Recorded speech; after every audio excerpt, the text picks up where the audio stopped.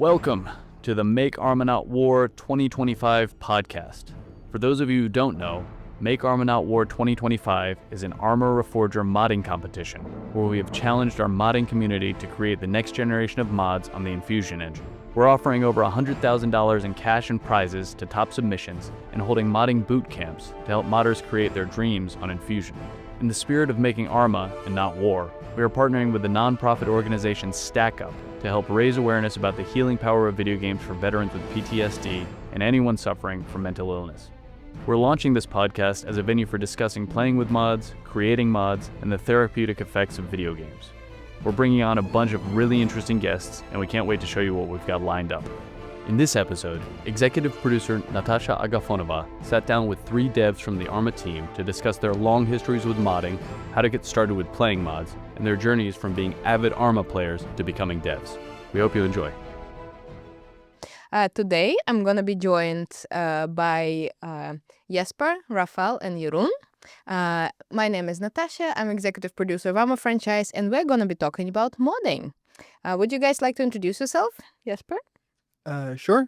I've been in the Arma scene for a couple years, about since 2013. Started playing Arma 2 and Arma Operation Arrowhead, did some Daisy standalone, and when Arma 4 started getting good around 2014, I switched over and been hosting missions for my friends and playing mostly single player.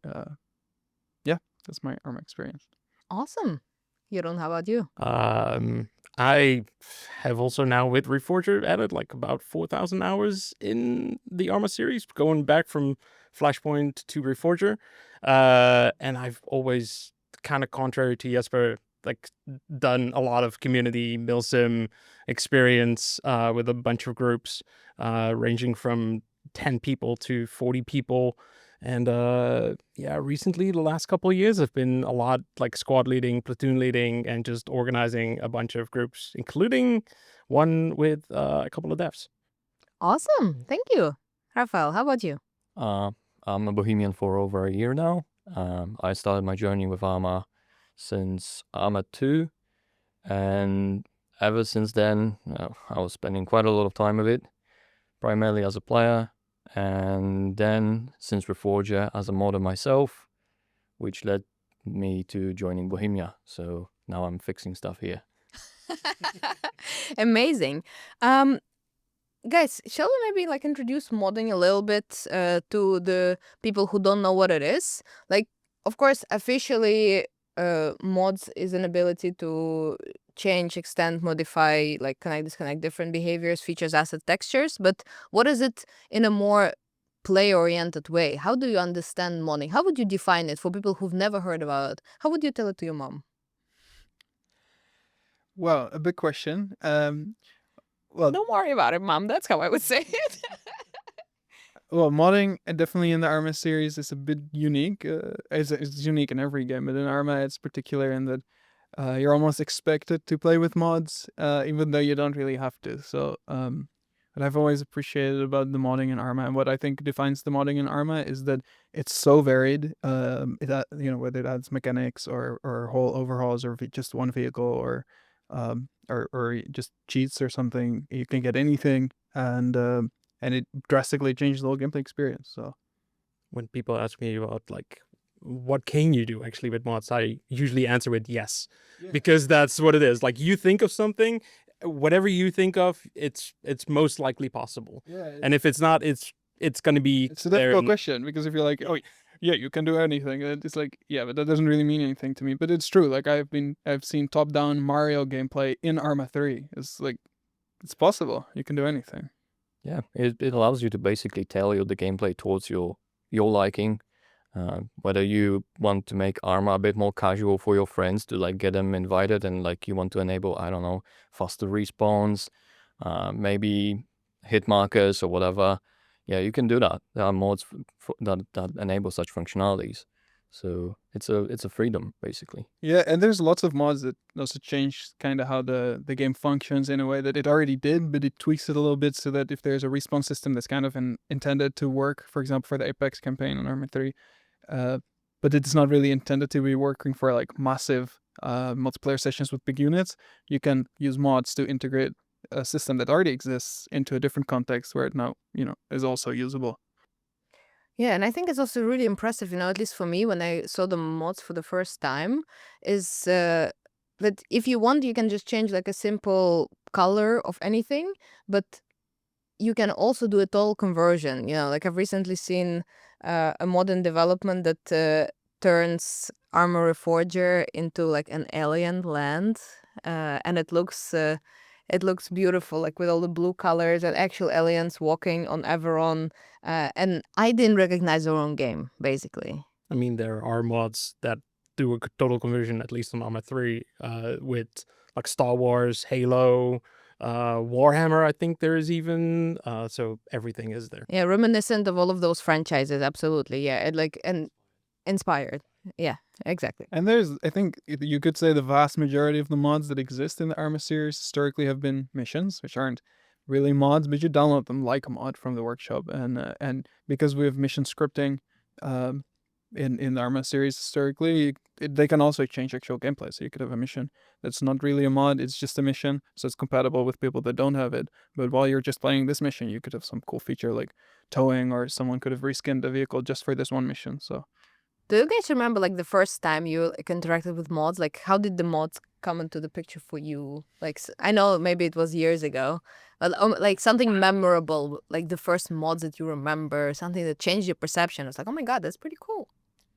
yeah, easy. The first mod I got was a single simple player cheat menu, because it was really difficult to make the game work the way I wanted it to. So especially when I got frustrated, so the first mod I got was a cheat menu, and I could just teleport all over the place, and I could make myself invincible and play with the mechanics a little more, without following the game's rules. And that was my first mod.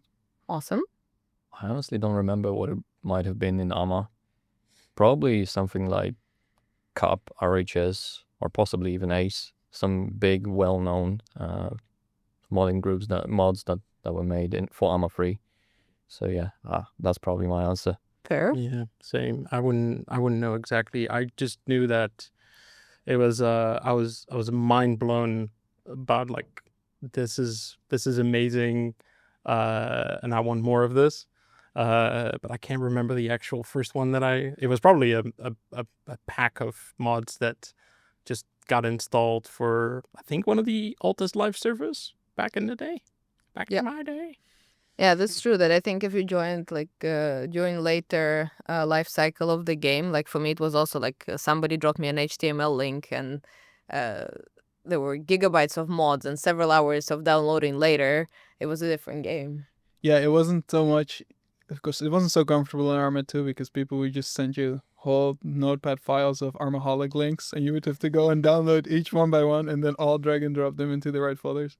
Yeah, now at least you join the server and it goes automatically. That's a big relief, even from Arma 3, to be honest. Yeah, especially since you can do it in game and you don't have to like go through the whole startup and then be like, oh, I forgot. Why do you guys think that people switch to modded experience at some point? Like what is so fun about modding that after a while of playing vanilla, you go towards expanding into the modding scene as a player? Well, definitely modders can deliver content that might not be present in the game. Like for example, with Reforger, we don't have night vision in the game, but for example, RHS has one, so that could be a reason for people to use RHS to fill in that gap. Others could be missing some quality of life, like UI improvements or different behaviors from the arsenal in the game, so like missing tabs. So they might be using something like WCS package. That could be definitely a very good reason to use mods. And what drives you to spend time looking for mods? Like, how does it start? How do you think about like, okay, I need some mods in my life right now? Doesn't start. Well, a lot of it drives from, I think, content creators, where you see somebody play something and you'd be like, oh, that's really cool. What is it? And sometimes they have it listed. There's a couple of YouTubers out there that list like the top 10 mods of that month or something like that, or even the year. They make a whole compilation, and then you like start looking into it, and then you kind of get lost in that dark hole of, oh, there's 18,345 pages more of mods that you can explore, and then you kind of get lost in. But I think it starts by seeing Other people playing. other people playing Was something. it the same for you? Yeah, in some ways. The top 10 lists are very good. Shout out Viper10. Great videos.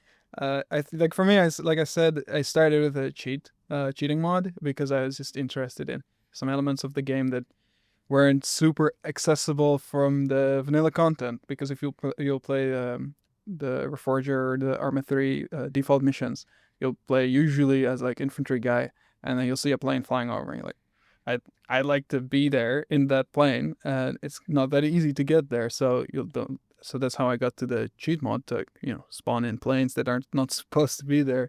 But because I have particular interest like planes and vehicle combat, I would usually gravitate towards searching mods that would support my desired playstyle. So I know there's a lot of people that look specifically for like vehicle realism, like there's a Turbulence. There's an F-18 with a clickable cockpit in Arma 3. Mhm. So I think a lot of people also search really based on preference. And the most common way probably of finding mods, I think, is you just join your friend's server and he has a terrifyingly large list of mods loaded. And then you kind of just like some, don't like others. Speaking of that, like, how do you guys pick mods for your servers, or how do communities where you play make those selections? It's very much based on preference of that community and what you want to achieve in that. 'Cause like How would you think about that? well, the way it kind of starts, I think, is like you have a community owner who starts something and he likes something. Like, for example, I've been thinking about getting a recon unit up and just be like, okay, well, what do I need for that? I need that. I need the What would you need for a recon unit? I need the AI to be a little bit maybe more stupid, for like a better word, to be like that you can actually like sneak around a bit more. You would probably need some other binoculars that you can utilize a bit better for recon. Maybe a camera that you can use to take pictures with. Some more uniforms that are more camouflaged. It's not like the camouflage of uniforms is not really anything that does anything to the gameplay itself, but it looks cool. That's also a big part of this. Like, how can we look cool? And then like it kind of progresses from that in the communities where people start joining, and then people are like, well, actually, like we want to actually be, an infantry assault force. Okay, cool. Then you start looking into mods, be like, okay, how can we tailor it to this? And people will have like their own preferences, and then be like, well, maybe we should put this mod forward, and then they would suggest a mod, and kind of like it rolls like that. And I think it's an almost always evolving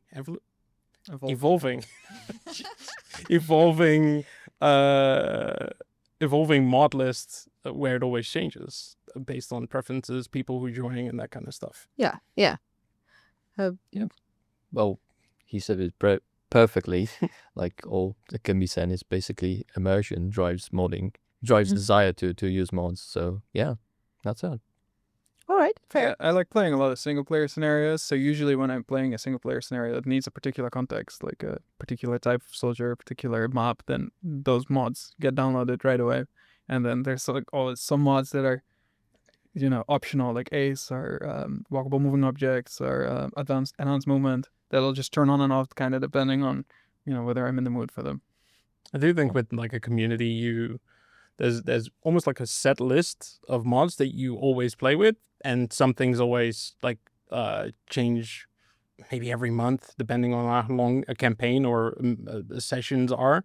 But I think the ones that are always changing are like terrains, uniforms, and maybe vehicles. But those are probably the three ones that are always being swapped in and out. Yeah. Sure, yeah. we have bigger packs that supply a lot of it, but they don't cover everything. And maybe also like to counter like a bit of the like authenticity, realism possibilities. Sometimes people just select mods that are fun and silly, you know, like the banana grenades and this kind of stuff, and then they create the sessions like maybe one-offs, like karting in game or killing each other with snowballs, like Toy soldiers. toy soldiers. Yeah, exactly. Like there is also a way to make just stupid fun an ultimate goal, right? Yeah. Absolutely. I have a very vivid memory of fun mods where we actually spent a little mini campaign of like 3 sessions playing as apes, going up against humanity, and just having, there was a melee mod and we had apes, and yeah, we went berserk as apes, and it was like 3 weeks of absolute chaos and fun of doing that. So yeah, there's definitely that. That's fair enough. How would you actually recommend starting to explore the mods for the newbies? Like if it's the first, like you open workshop, it's cool, but there's a lot. There are pages and pages. Where do I start? Yeah, I just bought the game yesterday, let's say. Well, the most popular filter is definitely a good place to start. On the Reforger workshop or on the Arma 3 workshop.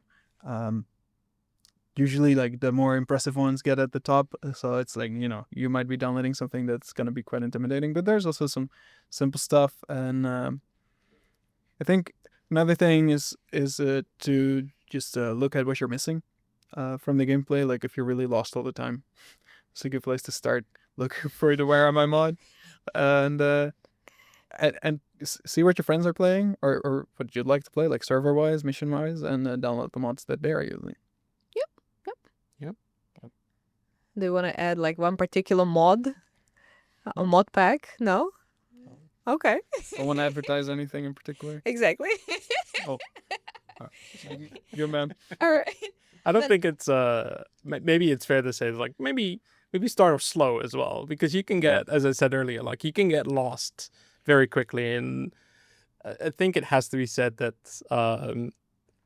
there can be breakages if you start piling up things on top of things, and that's like you might not get the proper experience then. So start off slow. And We do get going. questions sometimes from Discord, from community members asking things about bugs and about issues that they're running into, and it's like about features that don't exist in Yeah. vanilla, and it's like, I don't know what you're talking about. Like, what do you mean the towing doesn't work properly? Like, and then after like 5 minutes of going back and forth, you realize, oh, you've never played with vanilla, so you don't know this stuff doesn't exist. Yeah. Yeah, and also, like you said, starting slow is very important because some mods will simply not work with each other. Mhm. And this may cause unpredicted behavior that may be a simple error being logged down in your log file up to a complete crash of the game or even a server. Mhm. So you have to keep that in mind, that modding is not necessarily Risk-free. risk-free, let's go it like that. Fair enough. He kicks off a desync, and then you spend 5 minutes using user actions that don't do anything, Exactly. and you don't know why. Well, that's good to know. If your user actions don't do anything, try to disable mods.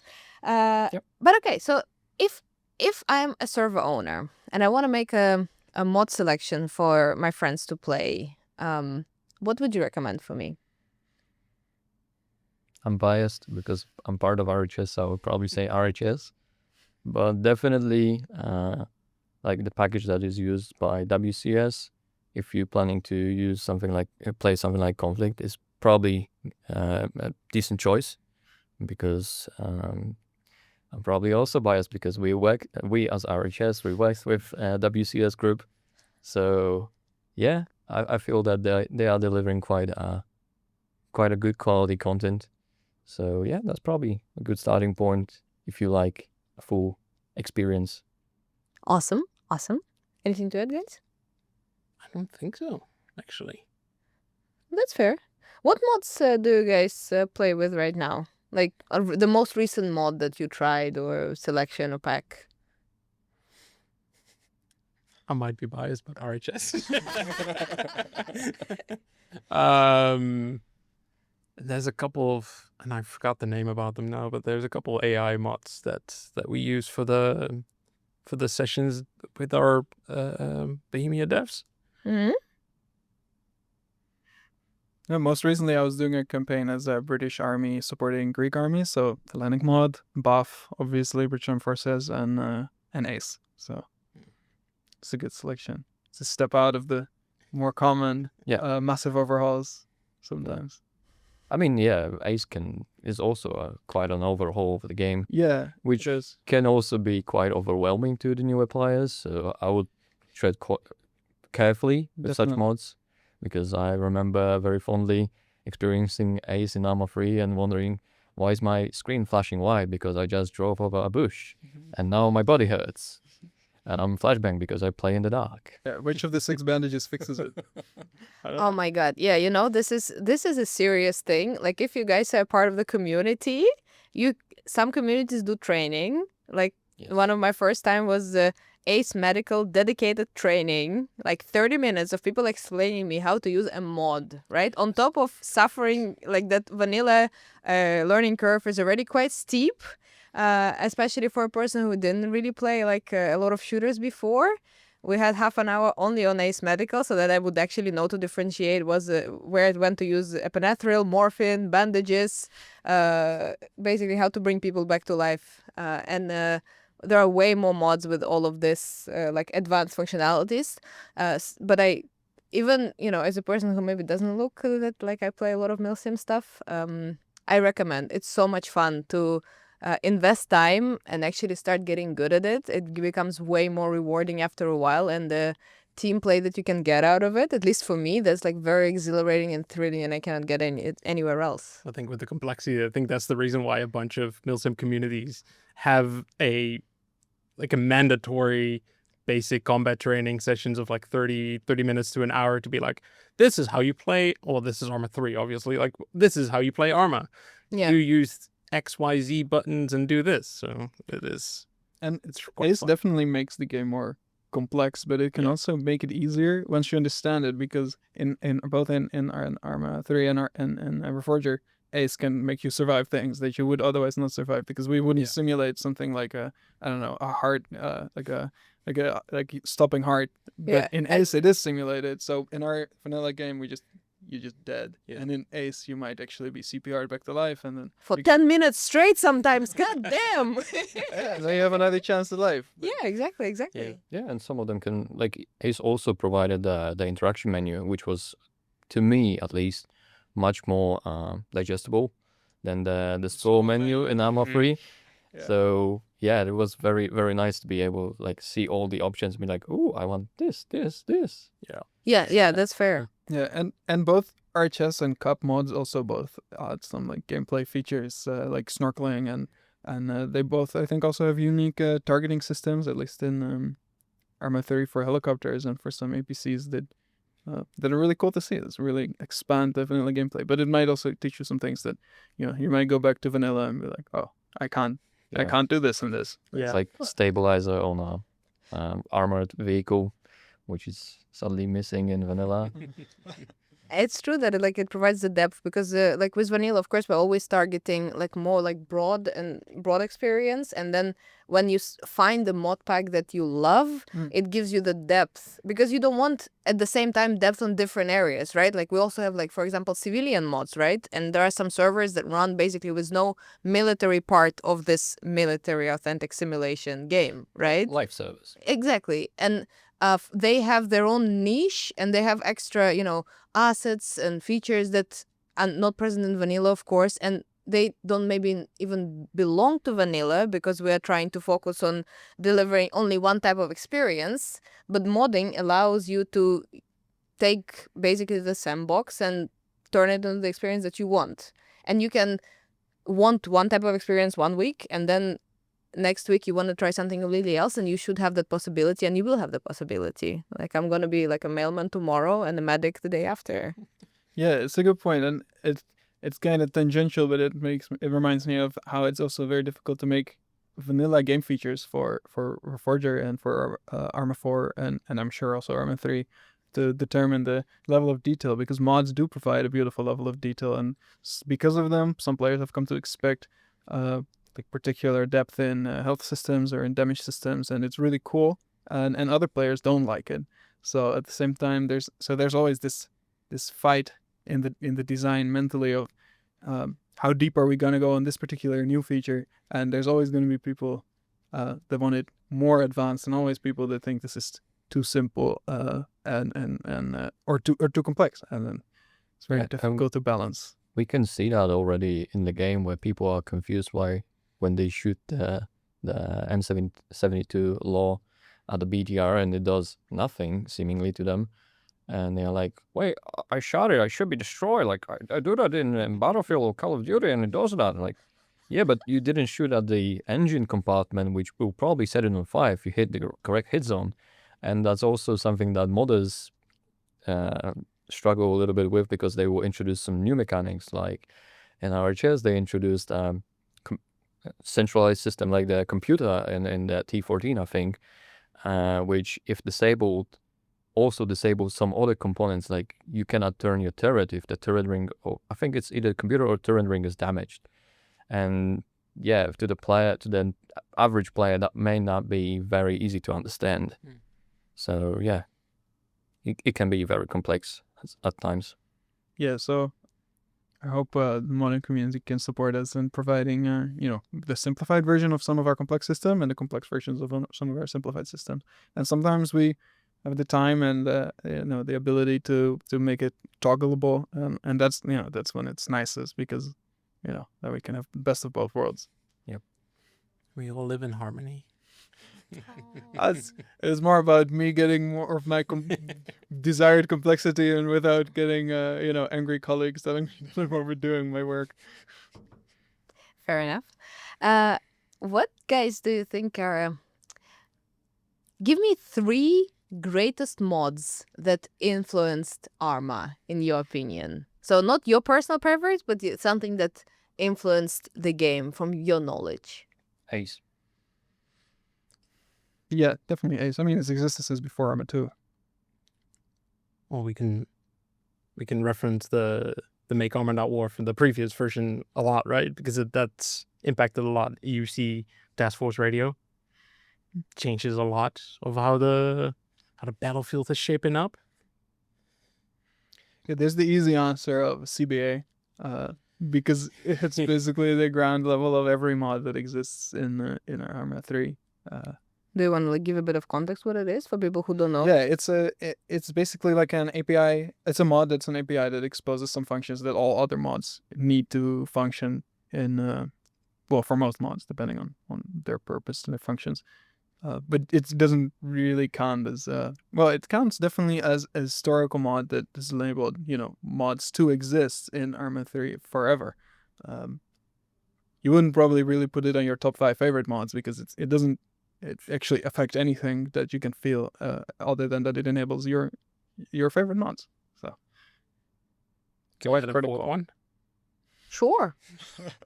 Cup terrains.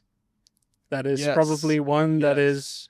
is it just adds the replayability of the game like immense, because I can't remember how many are in there, but I think there's at least 10 different terrains that are there, and it ranges from sand to forest to anything in between. I think Cup is kind of essential in that way, because it's big like RHS, but unlike RHS, it mainly just focuses on reintroducing content from previous Arma installments and some DayZ elements, I believe, as well. So you can play on your favorite Arma 2 map, Takistan or Chernobyl, play DayZ without even starting Arma 2, but playing in a more advanced, better experience type of game like Arma 3 and Reforger and hopefully new iterations in the future. Amazing. How did you actually start modding yourself? Like we've talked so much about how other people made mods, etc., but we're joined today by one of them. So, Well, my story is it's quite simple. Basically, I bought Reforger on the initial release to the early access, and the state was, as we all know, kind of hard to play for more than 5 minutes. And thus, I absolutely at that time loved Arma, and I still do. And I trusted that Bohemia will one day make it better. So I couldn't refund it, and thus my only option to make it worth something to me was to try modding. I tried a little bit of modding in Arma 3, but then I was doing primarily only like my personal scripts, and the modding tools looked like they were straight out of Windows 2000 era. So when I opened the workbench in Reforger, it was extremely pleasant to see that it looks something like a modern engine, like something that I could be familiar from Unity or Unreal Engine. So yeah, since that, I was able to start tinkering with it and making small mods that later turn into a little bit bigger mods and then turn into a job. Speaking about turning a job into a hobby, don't you have the similar experience? Yeah, not so much as modding for a hobby and then getting into the job, more like just playing for a hobby. And to me, the transition was more that I went into the industry of game development by myself, like without aiming to end up at Bohemia. And when I found out that Bohemia, it's not just a game on Steam, it's also they're a physical place where you could ask for a job. I realized this should be my life goal. It would also be a great justification to everyone that knows me for those thousands of hours that I've been spending. So they can't say anymore that oh, you wasted your time. No, it's got me a job. So it did. It did. Finally tell your mom, you see, games are not just to waste time. They can also make me money. Yeah, I've not just been obsessing all this time. Like, There was a reason for it. yeah, I was looking for a job for all those hours. Research, yeah? Research. Exactly. That's what we call it. Awesome. Do you have experience of turning a hobby into a job? Yes. Well, again, like the thousands of hours that I've put in, like, yeah, see, Mom, I have a job now. One that makes me money and Makes you happy. makes me happy. Yeah, exactly. That's I get up very often during the day, not during the day, but in the morning, and being like, yeah, I get to go to this office again and get to make a game that I played for thousands and thousands of hours, and I've played and I still play to this day, and it's very rewarding to do that, to have your hobby become your job, and it's still fun. So you can do more of it. I can do more of it. Were you just playing Arma and then at some point decided I should make this my job? Or were you playing Arma and then you figured out there's a possibility actually and then decided? I was I'm a senior UI UX designer, and I've always done graphic design since I was 16, so it's now 20 years basically. And I went through a burnout at my previous job, and at some point I'd be like, you know what, I don't want to do this anymore. I'm gonna look for something else, and maybe I can do a graphic design job. And then I was like, just one day, it's like, type in Bohemia Interactive Careers. They'd be like, oh, they're looking for a UI designer. Why not? And then now I'm here. What's it? Almost 2 years ago? Yeah. Yeah. And it's like, okay, well, I never thought this would happen, but this is great. This is amazing. So it was actually just like, why not? And it actually happened like that. Yeah. Make your hobby your job. Exactly. Yeah. Well, If I may add something to this, even if we don't have open position, just send an open CV. That's what I did. That's how I ended up here. Yeah. So That is true. even if we are not saying that we are looking for you, we might be looking for you. So there's always some place for new talents in the company. Fair. And we're looking for a lot of people to reinforce our Arma 4 team. So feel free to join us. As you can see, it's pretty fun. Speaking of making something like spending more and more time on your hobby, was there a point for you when modding overtook playing the game actually, or that you Yes. started spending more hours? Like, how did it happen? How did you like start learning modding, and how did you get into that groove? Well, like you said, my case is somewhat unique because I modded instead of playing. Uh-huh. So it's a bit different, but after some time when Reforger was playable, I still continued to do modding primarily because that was something that was my interest, like programming and designing systems was always something that I kind of looked forward to. So it was basically my different way of spending free time. Instead of playing video game, I was modding a video game. So now I can make a video game. And yeah, it's as far as I know, quite common for modders to spend time modding it rather than playing it, because it's also a hobby that takes a lot of time, and it can sometimes be tiring because not every issue will be very easy to solve. So you might be looking for a solution for weeks, maybe even longer. But finally you get it and you get that sweet dopamine. So yeah, and it's worth it. And then you find out that it doesn't work in multiplayer. So you But live another weeks begin. Yeah. So you simply may not have time in order to play the game if you're trying to mod it, which is sad. But then you get to interact with people, and some people show appreciation, and be like, "That's really nice, thank you." Yeah. Like Yeah. like some people make it to get that interaction with the people. Some people make it simply because that's what they want to do. That's how they want to spend the time, and the appreciation from the people is just a bonus of their spent time. True, yeah. true. And you say that it's unique case, but I'm a producer, so I talk to a lot of people from our team, and I actually recently calculated that we have about like 20% of our devs are from the community, either players or modders, and most of the modders, they say the same things. Shout out Scuba. Like, I've been modding the game for years. When did you last play it? Oh, I don't remember anymore. Maybe I have embarrassing, maybe like a couple hours in the recent game, on my own account.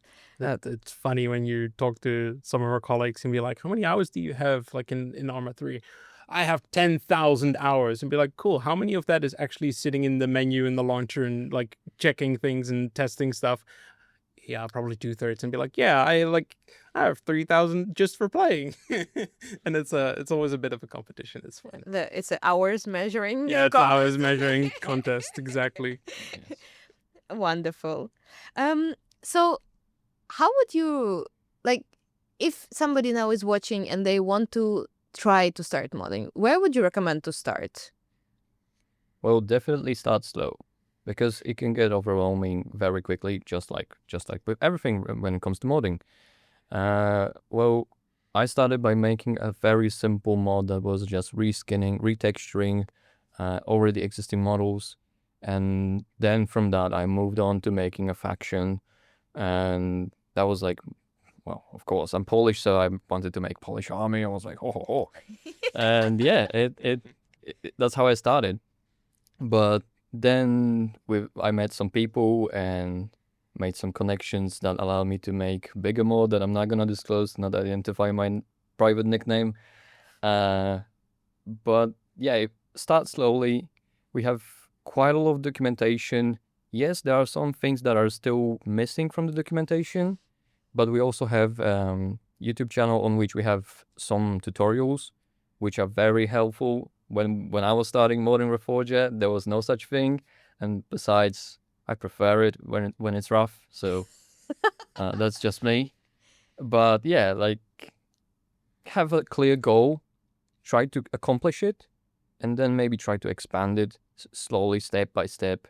Don't try to make immediately call-in support system with laser designators and different gadgets interactions, because yeah, you can very quickly burn out and lose interest in it because it will be overwhelming. Like, figuring out why this doesn't work because the gadget system works like this and not like this is something that will come with time. So you have to be patient and kind of special.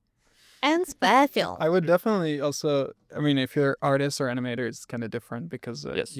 you start by making art and animations. But if you're more interested in scripting or, making new prefabs, that kind of stuff, new configs, I would say think very small. because because of our object-oriented systems, it's quite easy to add a projectile, just copy paste one that exists and add some new effects on it, and there you go. You have a new mod. I recently made some different subvariants of existing rockets that we have just in my free time, because it's really easy. You just copy paste them, add some objects, and then you realize, oh, I can't actually I don't know, spawn flares.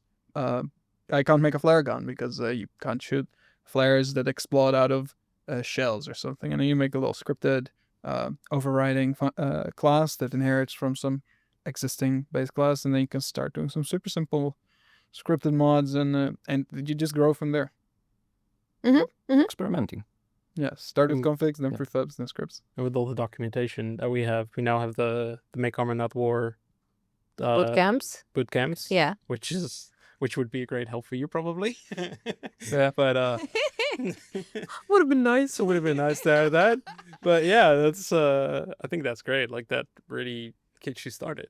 Yeah, like there are different ways to learn, right? Like from different murders, I've heard that some people prefer to read documentation. Some people prefer to take a sample mod, because we also have that, and they just reverse engineer because they don't like when other people tell them what to do. And there are people who prefer to follow a step-by-step tutorial, when you like basically can follow every click and every iteration, and then you understand it and you try to recreate it yourself. And all of this is fair. Like any Not used it. I've used one of the videos actually recently. Ah, I was like, ooh, I'm interested because I'm using this all the time. that's true. We have I heard several people from the dev team. Like they're trying different areas of expertise through those modding camps. Yeah, I have the animation bootcamp. I have animation bootcamp on my to watch list, because I need to get more familiar with that tool, because as of the moment it's a black box for me. Fair. Yeah, exactly. So even if you already mod, maybe there is something to expand for yourself. But okay, so maybe like we covered some of the modding. How does it work to be a part of a community? Because thus far everything we've talked about is mostly like by yourself or maybe like with your friends.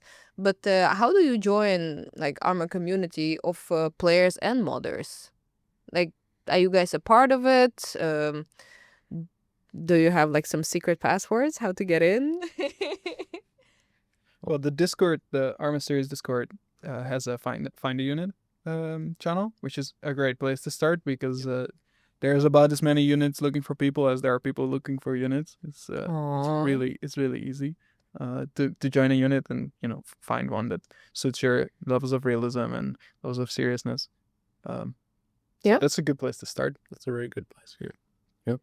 I mean, modding wise, because I play primarily solo because I'm a lone wolf, but yeah, for me it was definitely just making something that was noticed by other people. So if you make yourself worth for other people, then it's very much possible that they will reach out to you. That's how me and my friend joined RHS. We made a mod, and RHS invited us to join them, and since then I'm a proud RHS member. So yeah, you can definitely look for a group. You can definitely try to apply to a group. That's also how some RHS members joined RHS. Yeah, just make sure you have something that will be valuable to some people. Mm-hmm. And a lot of units also share their experiences on YouTube, like videos, trailers, is short cuts of their cool missions, and you can always write anyone can I join up, and everyone will be happy to have you probably. Awesome. But correct me if I'm wrong, but as a modder, if you just interact with the modding scene in the Discord, you probably that's how you can get into these communities as well. Like that's just just sharing your work, doing stuff, just showcasing, just keep on talking bragging. to people, bragging. Exactly. Being a dev helps too. Yeah. But then we don't start anymore. No. I don't have a green nickname, so you don't know. Under the radar. Anybody on our Discord could be Rafael. Come on, community, figure it out. Don't. Don't look up what he did in 1982. All right, but are there any perks or quirks towards the community? Is there anything that you should keep in mind when you're joining? Like, I don't know, don't be too loud, or make sure that you're boasting as much as possible about everything that you've done, even if it's a simple texture change. Well, definitely don't join a realism unit expecting a lot of casual fun, because these people are really here to, be realistic. And don't join a casual unit and start ordering people around like a drill sergeant, because they're gonna be like, "Calm down, dude. It's Saturday evening." So yeah, just a good tip I think is find a unit that suits you, and it's not difficult because the sheer amount of units that are out there. Unless you're a veteran and you are very particular in what you like, but this is for new people. So yeah, that's very much a good standard to go for. But be yourself, be honest. I think that's maybe best to like how to act in these communities. Be a nice guy. Be a nice guy. A lot of people are really. It's not like you join like a Call of Duty round where you're playing a match with your friends. It's more like you're spending 3 hours in the same world talking through the game this whole time. So it's like it's not just like playing the mission together. You're also just chatting, talking about maybe about your day or just about the things you like about the game. And so be nice and catch the vibe. And yeah, and it doesn't matter if it's hardcore milsim stuff or super casual milsim, or not even milsim, Or just a random conflict session. Yeah, Because exactly. it can last for 12 hours. Yeah. And you might be playing for 12 hours with the same people. And Yep. if you make them angry, then they may not help you when you will need them. So be nice to each other. Good advice in general in life. I have two last wrap-up questions. What do you guys think? Do you have some story of a fun or memorable experience of you playing with mods?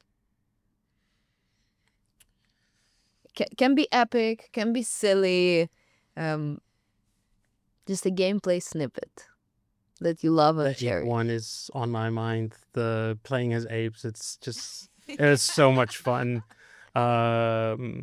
Yeah, credit to those GMs who done that, and it was amazing.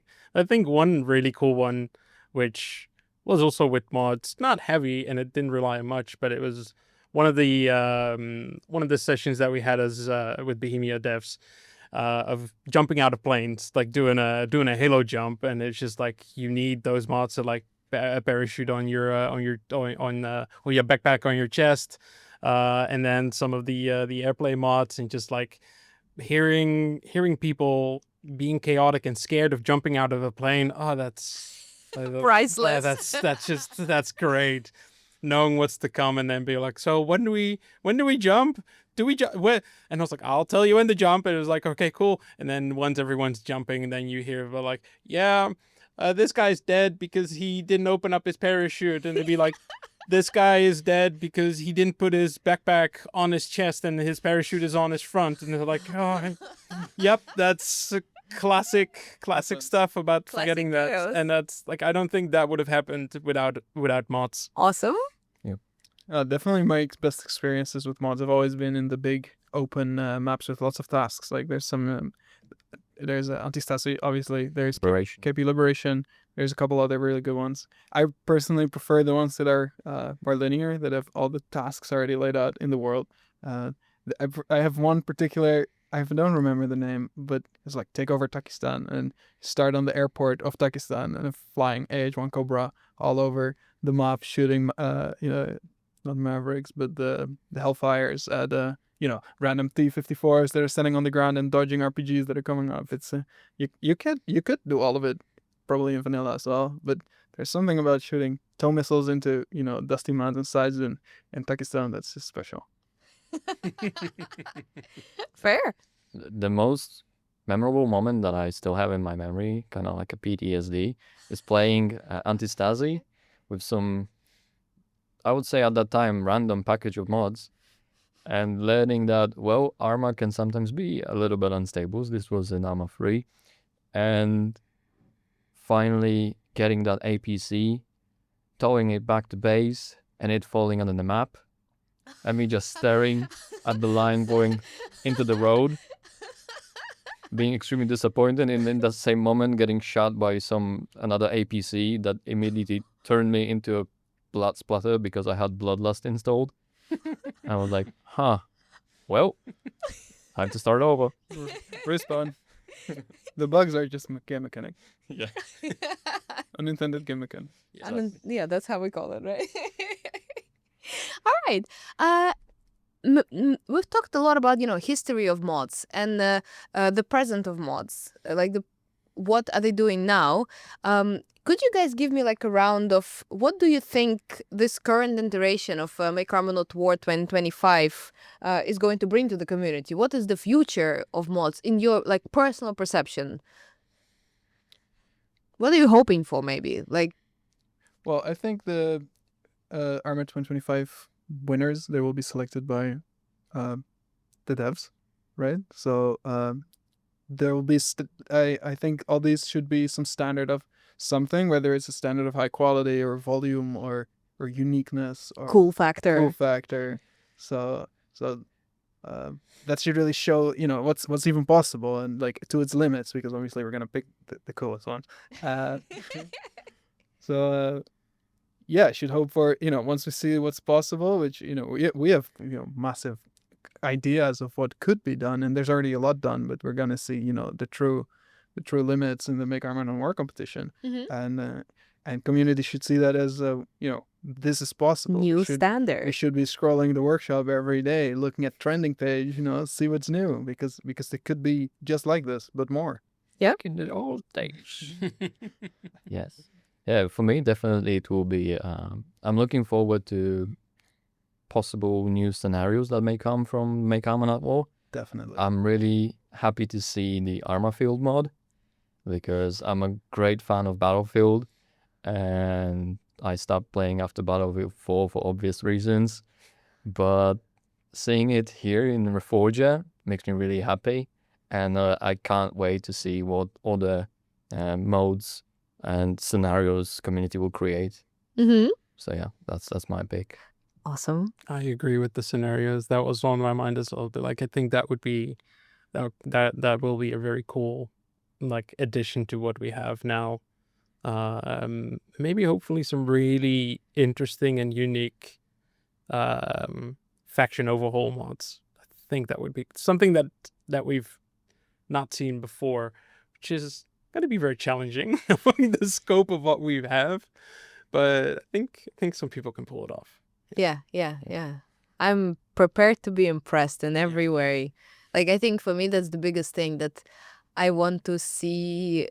I want to see something that we didn't mention now, like something that we don't expect, because I feel like community always manages to surprise us, even like after years and years, either by quality or magnitude, or picking some topic that we couldn't even imagine that it's, how this in Arma, wow, this feeling of I'm genuinely amazed. You guys are awesome. Yeah. This is something that I cannot wait to see in the mod selection that is going to come out. Like seeing that some community members, I think, are creating a game mode inspired by Stalker, which is awesome game.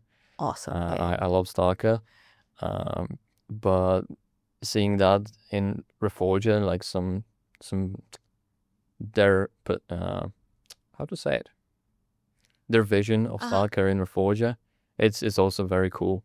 So I'm looking forward to such mods that will like completely change the game to something completely different. And scenarios that add like player experiences and play styles that really not native or natural to normally to Arma. Like one of the winners of the last Make Arma Not War was from Sarge Studios, was the Rookie, which was like a psychological horror mission, which you should play. It's awesome. It's really short, and yeah, that's that kind of experience that you would never find in Arma unless it's not a vanilla. Wonderful. All right, guys. Thank you so much for introducing us to modding and playing and creating mods. It's been really fun. I've learned a lot today, so I hope you guys did too. And I think that's a wrap. Cool. All right. Thank you.